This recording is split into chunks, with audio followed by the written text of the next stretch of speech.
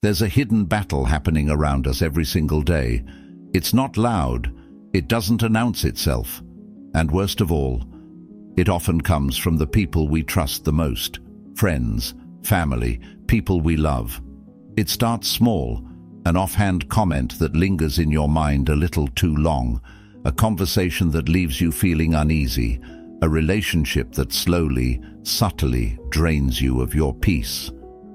Before you even realize it, your confidence slips, your thoughts start shifting, and your emotions begin reacting to forces you can't even see. And that's the scary part. Most people don't see it until it's too late. This is why the Stoics believed that true wisdom begins with awareness, with seeing things as they really are, not just how they appear on the surface.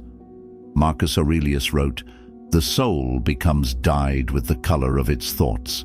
That means the people around you, the conversations you allow, the energies you entertain, they shape you in ways you don't even realize. And if you're not careful, if you don't train yourself to recognize when something is pulling you off track, you won't notice until you've already become someone you never intended to be. But here's the good news. Once you start recognizing these influences, you take back your power. You regain control over your thoughts, your emotions, and most importantly, your peace. That's exactly what we're diving into today. How to recognize the subtle, hidden forces that might be working against you, even when they come in the form of a friend, a family member, or someone you trust. And trust me, once you learn to see it, you can never unsee it. So stick with me here, because every single part of this video connects, and missing even one piece could mean missing the exact insight you need right now. Let's get into it.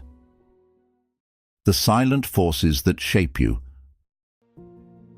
Some of the biggest forces shaping your life aren't the ones you see. They're the ones working in the background, subtle, quiet, almost invisible.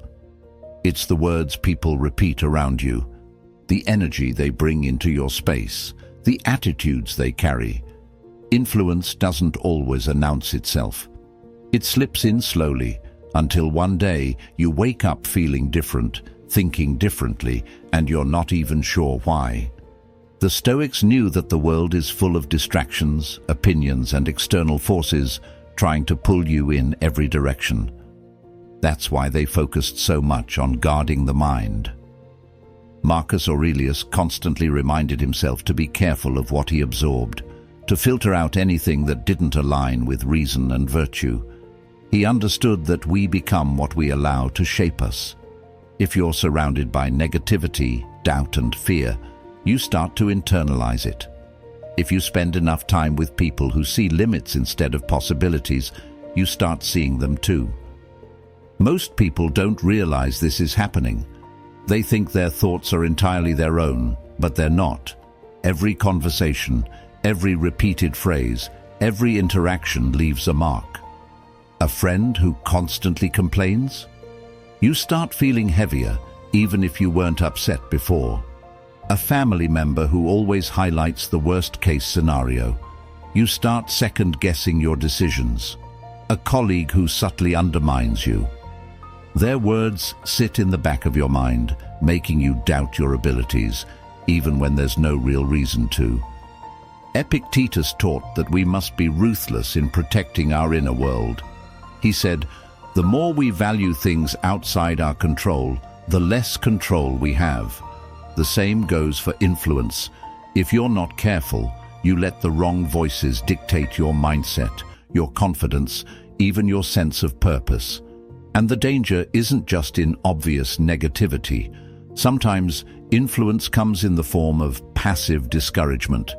People who don't directly attack your dreams, but who never fully support them either. The ones who say, "That's great, but," or "I just don't want to see you get hurt." They sound caring, but what they're really doing is planting doubt. True awareness means paying attention. It means stepping back and asking yourself, where did this thought come from? Is this belief mine, or did I inherit it from someone else? Because once you see where your influences are coming from, You get to decide what stays and what goes, and that's where real strength begins. Subtle warnings. How negativity creeps in. So how do you know when that's happening?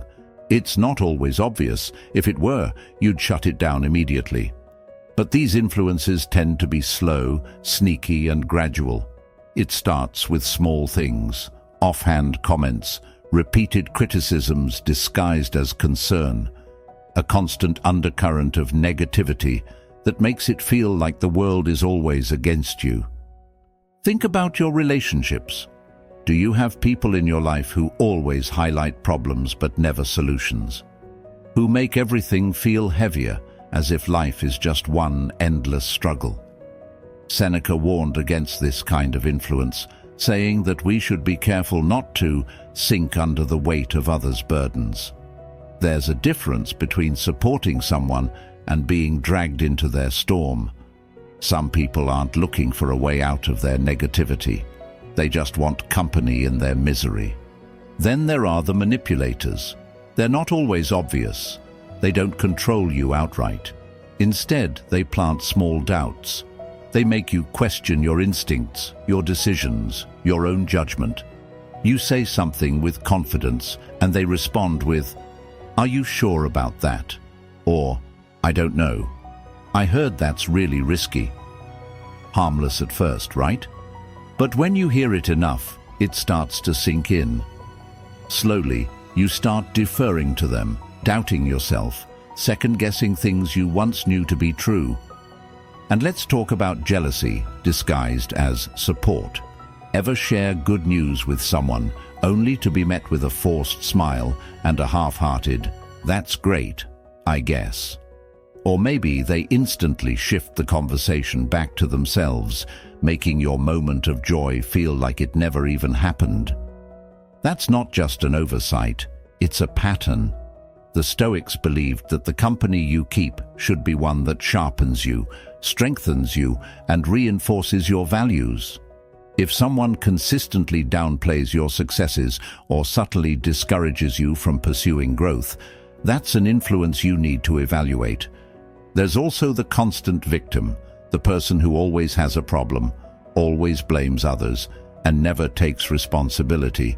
They feed on your sympathy, pulling you into their chaos, making you feel guilty if you don't get involved. But as Epictetus reminds us, you become what you give your attention to. If all your energy is spent absorbing someone else's drama, how much do you have left for your own purpose? And finally, pay attention to your body. Sometimes, before your mind catches on, your body will tell you everything you need to know. Do you feel tense around certain people? Do you catch yourself sighing the moment you see their name pop up on your phone? Do you feel lighter, freer, more at peace when they're not around? That's not just stress. That's your body signaling you that something isn't right. The Stoics taught that wisdom isn't just about intellectual reasoning. It's about listening, observing, and responding wisely. Where it all begins, unseen patterns controlling you. Ever wonder why certain thoughts, emotions, or behaviors seem to stick with you, even when you know they're not serving you? You try to shake them off, but they linger, shaping the way you see yourself, the way you react, the way you move through life. That's not by accident. That's influence at work. And the strongest influences aren't always the loudest. They're the ones that slip in unnoticed, settling in your mind, and subtly shifting the course of your decisions before you even realize it. The Stoics were obsessed with this idea, understanding how external forces shape us and, more importantly, how to guard against them. Marcus Aurelius constantly reminded himself to filter the thoughts he allowed into his mind, knowing that the world around him would always try to impose its values, its fears, its distractions onto him. And let's be honest, most people don't even realize they're being influenced. They move through life on autopilot, absorbing whatever energy surrounds them, reacting instead of choosing, drifting instead of directing. A lot of these influences start early, the way your parents spoke to you, the kind of household you grew up in, the attitudes you were exposed to. Without even realizing it, you might be carrying beliefs that aren't yours, beliefs about success, about relationships, about what's possible for you. Maybe you grew up around constant scarcity, and now, no matter how much you achieve, there's still a quiet fear in the back of your mind that it could all disappear. Maybe you were surrounded by criticism, and now, even in moments of confidence, you feel the need to prove yourself. And it doesn't stop in childhood. Every conversation you have, every social circle you're a part of, every piece of content you consume, it's all shaping you in some way. Some people, knowingly or unknowingly, push their limitations onto you. They don't do it with malice, they do it because it's all they know. They see risk where you see opportunity. They see obstacles where you see potential. And if you're not careful, you start seeing through their eyes instead of your own. Seneca had a simple but powerful rule. Be mindful of what you allow to shape you. He knew that you don't rise above the people you surround yourself with. You either grow with them or you shrink to fit them. Some influences sharpen you, some weaken you, some make you more of yourself, some make you someone you never intended to be. And the real challenge? Recognizing the difference before it's too late. That's why awareness is everything. The second you start questioning why you think the way you do, why you react a certain way, why you believe what you believe, you gain power. You start filtering out the noise, keeping what serves you and discarding what doesn't. And that's when real clarity begins. How to filter out hidden threats. Not every battle is worth fighting, and not every influence deserves your attention. The moment you realize this, life becomes a lot clearer. There will always be negativity, manipulation, and subtle attempts to steer you off course. But what the Stoics knew, and what most people overlook, is that your power isn't in controlling others. It's in controlling yourself. You decide what gets in, you decide what shapes you, and once you start filtering out the noise, you stop being so easily moved. Marcus Aurelius had a habit of reminding himself, you have power over your mind, not outside events. Realize this, and you will find strength. That applies to everything: conversations, conflicts, relationships. The question isn't why is this person acting this way? It's how do I choose to respond? Because influence only works if you allow it. Someone can try to plant doubt, but you don't have to water it. Someone can try to stir up anger, but you don't have to give it a home. So what do you do when you recognize an unhealthy influence? First, pause. Don't react emotionally. The moment you get pulled into their energy, you've already lost. Observe, listen, let them reveal themselves. Epictetus used to say that the first sign of wisdom is the ability to delay reaction. Because when you pause, you get clarity. You see patterns instead of isolated incidents. You recognize when someone is speaking from their own fears, not from truth. And that clarity is everything. Next, set boundaries. Not everything deserves a response. Not every person deserves full access to you. Seneca warned about spending too much time with those who drain your spirit, saying that the wise person is careful with their time because it is the one resource they can never get back. That means learning to say no, not with anger, not with resentment, but with quiet confidence. You don't have to justify it. You don't have to explain yourself. Just step back and protect your peace. And finally, strengthen yourself. The more solid you are in your values, the less others can shake you. The more you invest in wisdom, the less you'll be misled. The Stoics didn't just focus on avoiding bad influences. They focused on becoming so strong internally that nothing external could control them. That's where real power is. It's not about avoiding every negative person. It's about being so anchored in who you are that nothing, Not words, not opinions, not outside forces can move you from your path. Real-world signs: when to trust your gut.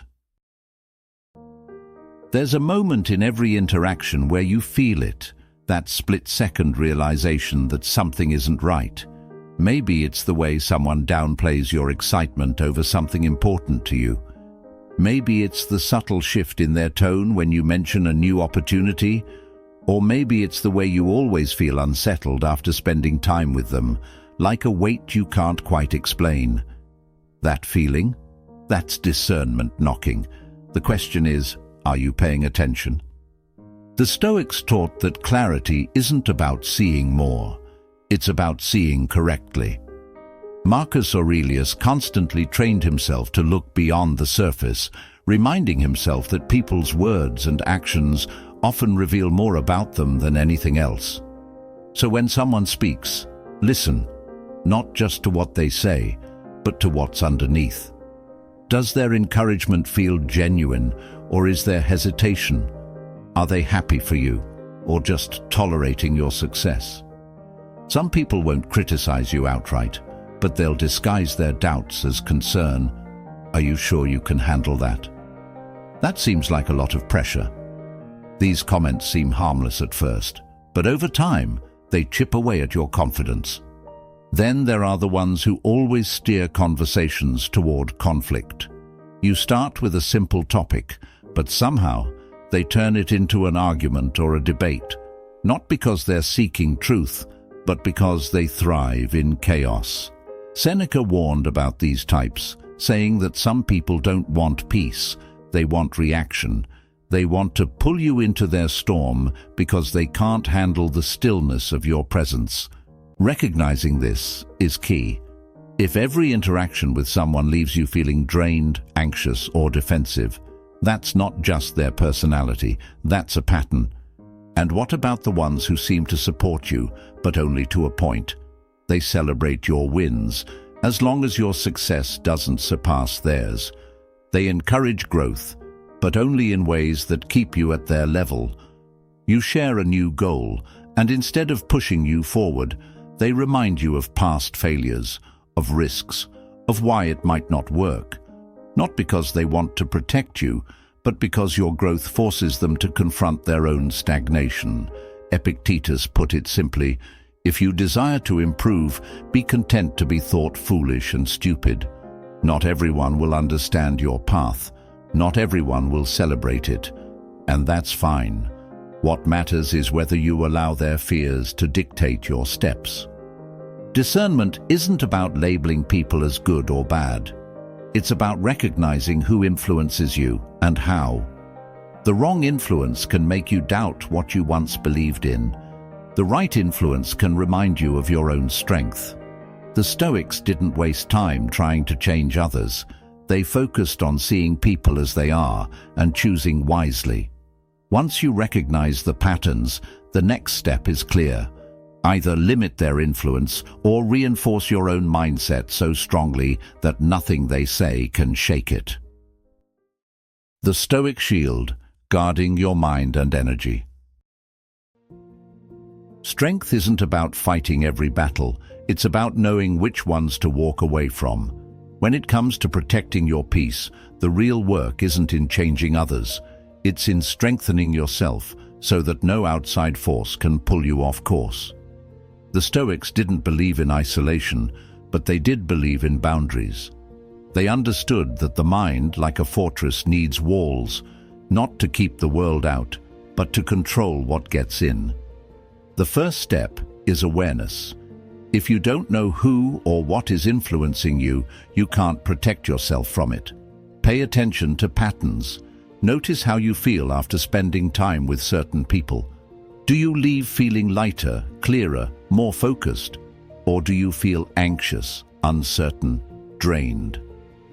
Marcus Aurelius made it a habit to examine his thoughts daily, filtering out anything that didn't serve his higher purpose. That's the level of discipline required. You don't just let any idea settle in your mind. You evaluate it. You decide if it's worth keeping. Next, set limits. not out of anger, but out of wisdom. Not every conversation needs your engagement. Not every opinion needs a response. Seneca put it simply, associate with those who will make a better man of you. That doesn't mean cutting people off at the first sign of negativity, but it does mean being intentional about where you place your energy. If someone constantly drains you, it's not selfish to take a step back, it's survival. Then strengthen your internal world. If your mind isn't anchored, every passing influence will sway you. Stoicism teaches that true power comes from self-mastery. That means developing habits that reinforce your clarity, reading, journaling, practicing stillness. Epictetus reminded his students that the more we value things outside our control, the less control we have. The more you rely on external validation, the easier it is for others to manipulate you. But when you build a solid foundation within yourself, the opinions, doubts, and negativity of others lose their grip. And finally, choose your influences wisely. You can't always avoid negativity, but you can counterbalance it. Surround yourself with people who sharpen your mind, who challenge you to grow, who remind you of who you are when you forget. The company you keep either pulls you backward or pushes you forward. The choice is always yours. Surround yourself with strength, not weakness. You don't rise alone. No one does. The people around you either lift you up, keep you stagnant, or slowly drag you down. And the hard truth is, most people never take the time to assess who's in their corner. They assume friendships, relationships, and social circles are just things that happen, when in reality they shape everything: your mindset, your energy, your ambition. The Stoics understood this well. They knew that the quality of your life is directly tied to the quality of the company you keep. Seneca had a rule: surround yourself with those who elevate you, not those who weaken you. That doesn't mean looking for perfect people. It means looking for people who challenge you in the right way, who call you out when you're slipping, but never from a place of envy or control, who celebrate your wins, not with forced smiles, but with genuine pride, who push you to be better, not by criticizing, but by leading by example. You've probably felt the difference before. When you're around the right people, something shifts. Conversations feel lighter but also deeper. You leave feeling more like yourself, not less. There's no competition, no need to shrink yourself to make others comfortable, no undercurrent of jealousy disguised as concern. These relationships sharpen you. They remind you of what you're capable of. Epictetus said it best: the key is to keep company only with people who uplift you, whose presence calls forth your best. But here's where people get stuck. They're afraid to let go of relationships that no longer serve them. They hold on to friendships out of habit, out of history, out of guilt. But Marcus Aurelius reminds us, it is not death that a man should fear, but never beginning to live.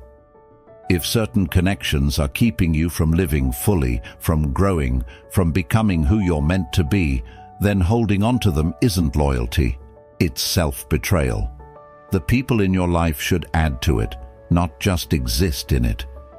Building a strong circle isn't about cutting people off with anger or resentment. It's about choosing wisely. Seek out those who value wisdom, who live with discipline, who strive to be better. Pay attention to how people speak. Do they complain more than they create? Do they inspire action, or do they reinforce fear? You don't need a crowd. You just need the right few. And once you find them, you'll realize just how much of your energy was being spent in the wrong places.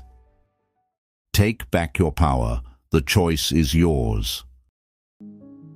Most people drift through life without ever questioning who and what is shaping them. They wonder why they feel drained, why their confidence wavers, why their vision for the future seems to shrink over time. But the truth is, Everything you allow into your life, every conversation, every relationship, every belief you adopt without thinking, is either sharpening you or dulling you. And if you don't take control of that process, someone else will. The Stoics weren't concerned with controlling the world.